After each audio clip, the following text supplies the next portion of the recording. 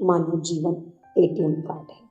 यदि इसमें से सुख शांति शीतलता निकालना चाहते हैं, आनंद का धन निकालना चाहते हैं, तो पासवर्ड डालिए साधना का और वैराग्य का। नियम से आपके लिए सुख शांति शीतलता धन निकले। देखिए, कल मुकुट सप्तमी है और मुकुट सप्तमी के इस पावन अवसर पर देखिए, कमठ के जीव ने अपने मानव जीवन में एटीएम कार्ड था, सुख शांति शीतलता थी, लेकिन उसने पासवर्ड भी डाला, पर उस पासवर्ड में अज्ञान का, मिथ्यात्व का और विषय कसायों का डाला। इसलिए धन की जगह सौभाग्य की जगह दुर्भाग्य निकली, सुख शांति की जगह दुख अशांति निकली और मरुभूति अर्थात पारसनाथ के जीव ने अपने इस मानव जीवन रूपी एटीएम कार्ड में धन निकालने के लिए उन्होंने एक पासवर्ड डाला था, वह समता का और वैराग्य का पासवर्ड डाला।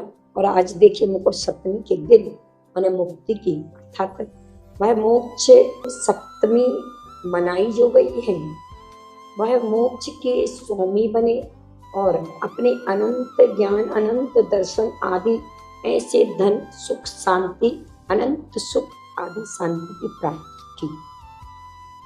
आपके मन में प्रश्न उठता होगा कि पारसनाथ भगवान ने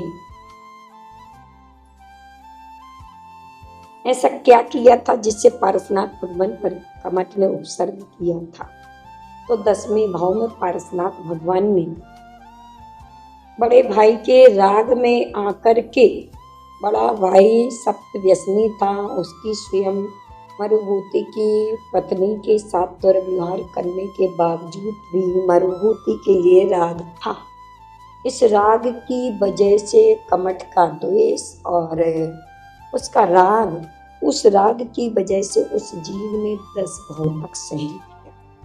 उसके पश्चात वह जागा और जागने के बाद फिर वह समता और शांति के साथ वह काम करता।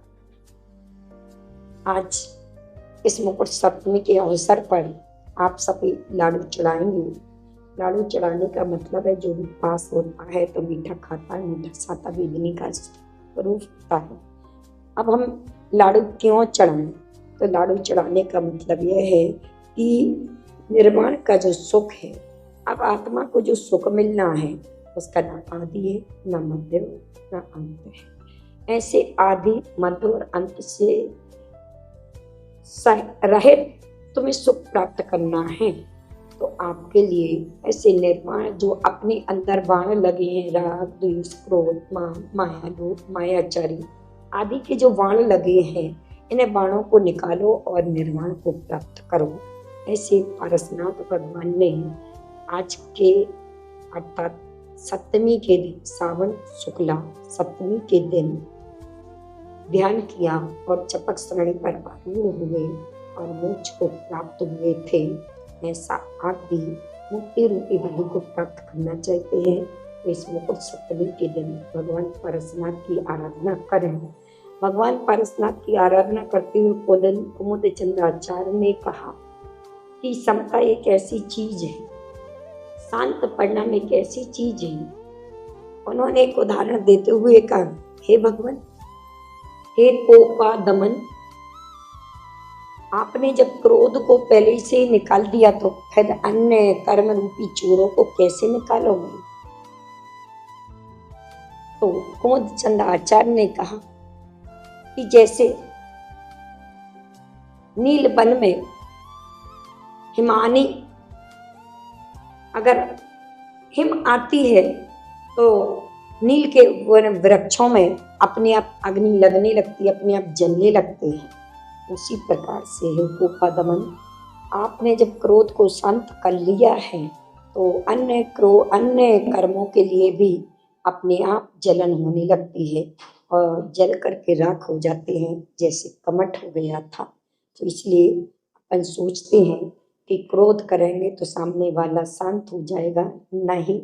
जैसे हिमानी शांत थी, शीतल थी, और शीतलता में भी उसने वन को वन की सारी लकड़ियों को जला दिया और राख कर दिया। उसी प्रकार से हम भी अपने अंदर क्षमा भाव रखें, समता भाव रखें, धैर्य भाव रखें, और इस मुकुट सप्तमी पर जो क्रोध, मान, माया, लोभ, ईर्ष्या, जलन, मेरा और तेरा, मायाचारी, पॉलिटिक्स आदि जो भगवान के राज में रह करके, भगवान के समूषण में रह करके, भगवान के मंदिर में रह करके और मायाचारी और पॉलिटिक्स से, उन्हीं के बल से अपन को बाण निकालना है और उन्हीं के बल से अपन निर्वाण को प्राप्त होना है।